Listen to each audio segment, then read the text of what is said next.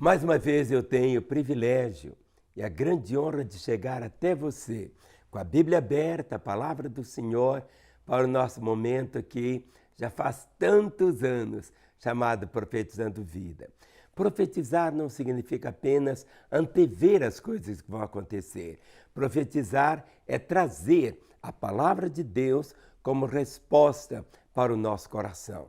Muitas vezes as pessoas imaginam que o profeta é apenas aquele que vai prever as coisas. Não, não é assim. Tem esse aspecto também, mas profetizar significa falar, traduzir a palavra de Deus de uma maneira tão simples que você possa pautar a sua vida e, acima de tudo, ter um encontro verdadeiro com o Criador. A Bíblia traz não sugestões, a Bíblia traz exigências.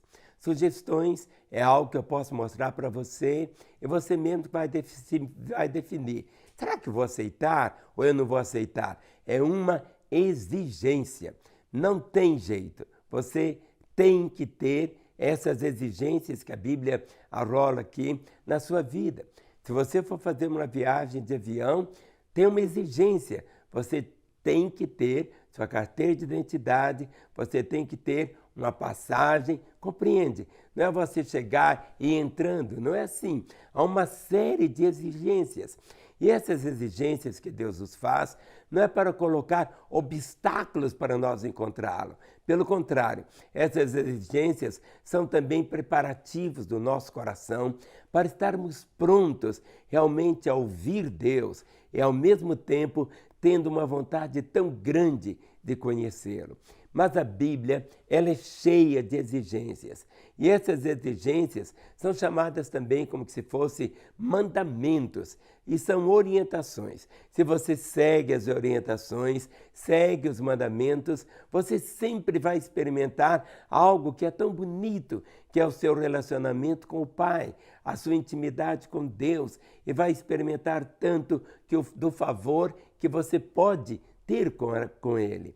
Muitas vezes você pode até imaginar que Deus esteja tão afastado, tão longe, mas a primeira exigência está aqui, em Isaías capítulo 55, o verso 6, que diz assim: buscai o Senhor enquanto se pode achar.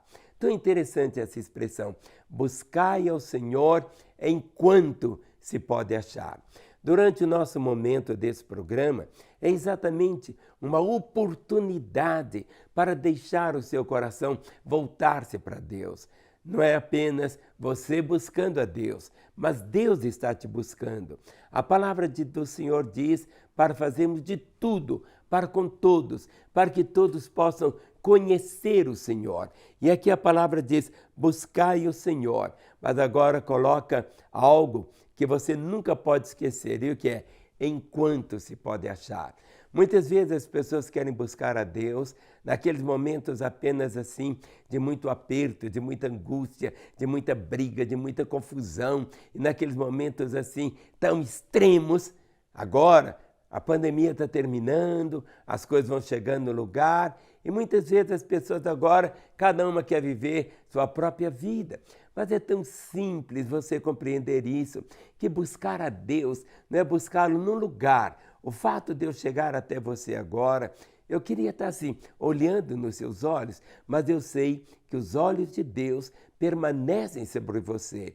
E eu sei que Ele tem sempre o melhor para a sua vida. Por isso, não é uma sugestão buscar a Deus, mas há uma outra exigência que está aqui em Mateus capítulo 3, versículo 2. Mateus, capítulo 3, o verso de número 2, é uma exigência clara do Senhor que diz assim, a palavra: arrependei-vos porque está próximo o reino dos céus. Arrependei-vos porque está próximo o reino dos céus. O arrependimento não é simplesmente você chorar o leite que foi derramado. Arrependimento não é você ficar apenas triste. O arrependimento é uma exigência de Deus, mas para você dar uma guinada na sua vida. Você vai por esse caminho e se arrepende. E o que é? Voltar aonde você errou. Não adianta você estar viajando e tomar uma estrada errada. Você tem que voltar até aquele ponto onde você errou. Muitas vezes as pessoas têm tanta dificuldade em arrepender-se, sabe por quê? Por causa do orgulho, por causa da empáfia. Quantas vezes casamentos acabam por causa de quê? Um tem dificuldade de pedir perdão para o outro. Um cônjuge fica assim com o coração tão duro, virando uma pedra. Então o arrependimento quebra o nosso coração. Por isso que a palavra diz: arrependei-vos, arrependei-vos, porque está próximo o reino dos céus. Foi a mensagem que Jesus inaugurou pregando o seu evangelho. Mas agora, arrependei-vos porque está próximo. Mas está próximo também o quê? O dia da sua morte. Ninguém pode dizer assim: eu estarei vivo amanhã. Ah, mas não, mês que vem eu vou me arrepender. Não, mês que vem eu vou me acertar. Não, mês que vem eu vou entregar aquilo que eu roubei. Não, não. Nós só temos o quê? Um dia para ser vivido.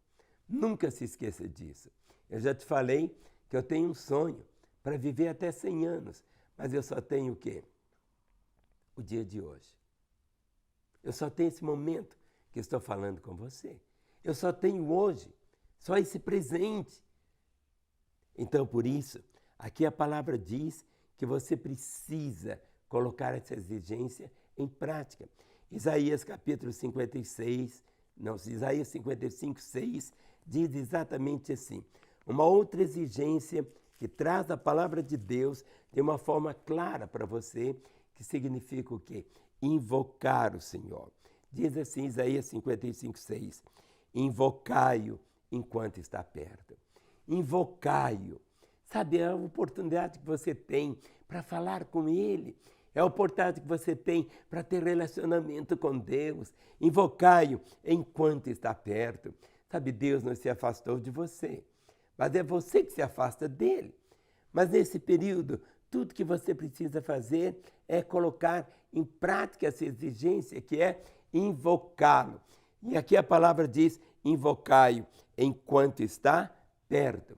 Mas você precisa colocar em prática o que quando você começa a invocá-lo?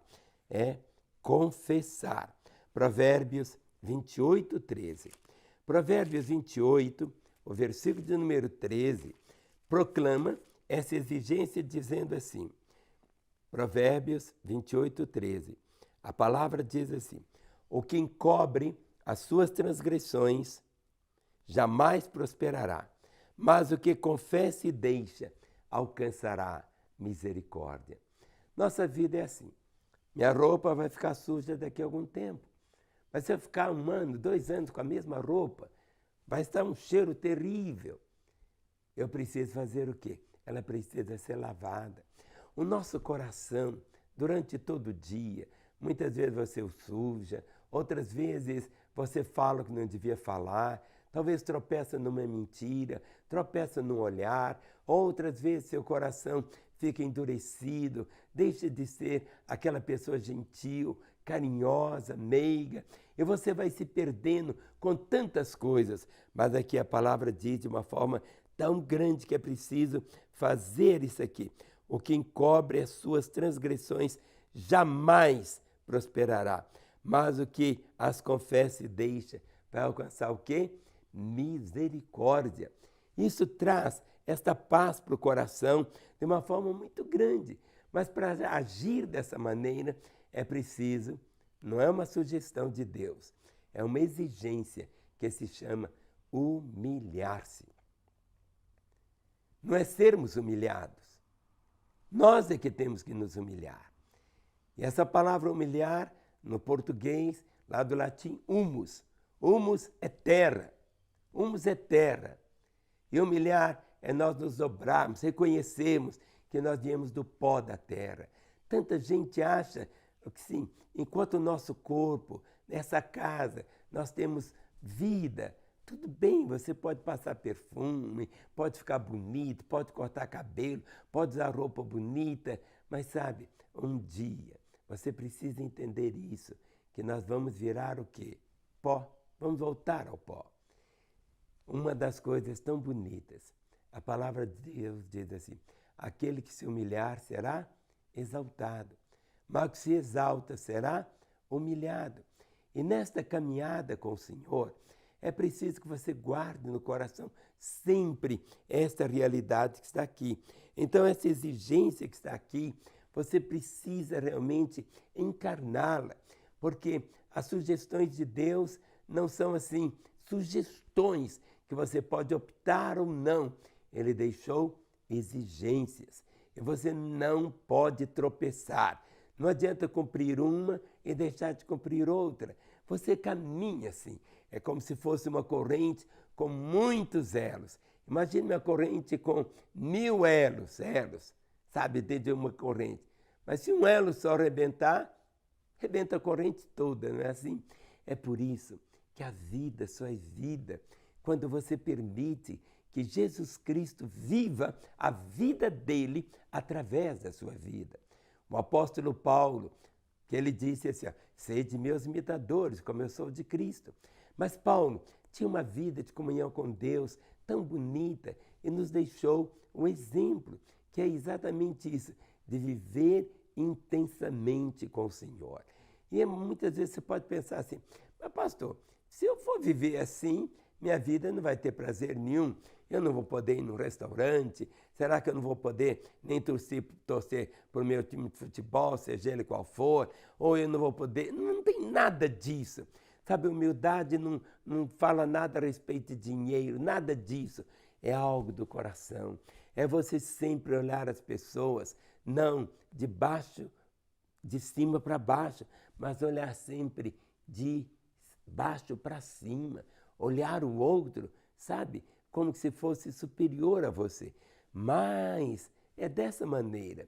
Por isso que a Bíblia diz que a natureza aguarda a manifestação dos filhos de Deus. A toda a terra, a natureza toda, aguarda a manifestação dos filhos de Deus. De que forma? A igreja de Jesus não é um conjunto de doutrinas para as pessoas seguirem. A igreja de Jesus é o corpo dele. A igreja de Jesus não é a soma da igreja A, mas a igreja B, mas a igreja C, mas a igreja D. Não, não é isso. Não é a soma das igrejas, é a soma dos salvos. E qualquer pessoa pode ser salva. Deus não escolheu umas para salvação e outras para perdição. Não há um pré-determinismo de Deus. Deus não escolheu ninguém para ir para o inferno. O amor dele foi comum para com todos. A misericórdia dele é a mesma para com todos. Por isso que o texto que é chamado o textuário da Bíblia, se nós não tivéssemos a Bíblia todinha desse jeito, tivéssemos apenas João 3,16, nós teríamos toda a Bíblia que diz assim, porque Deus amou o mundo de tal maneira que deu seu Filho unigênito, para que todo aquele que nele crê não pereça, mas tenha a vida eterna.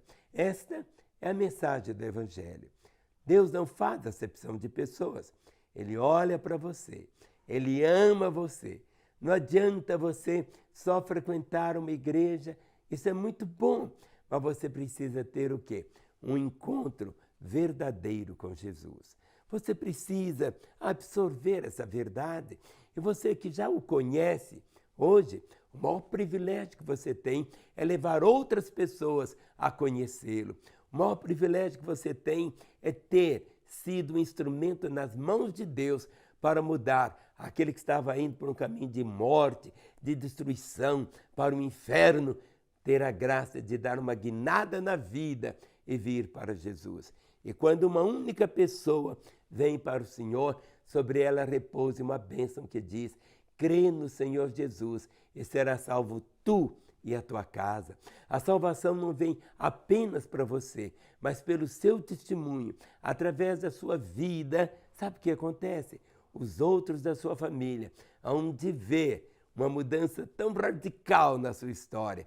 Não foi o seu carimbo religioso que mudou, mas a sua vida. Seu coração agora é outro e uma paz tão gloriosa você exala de uma forma tão grande no seu viver, no seu caminhar, no seu existir, a partir da graça preciosa de Jesus.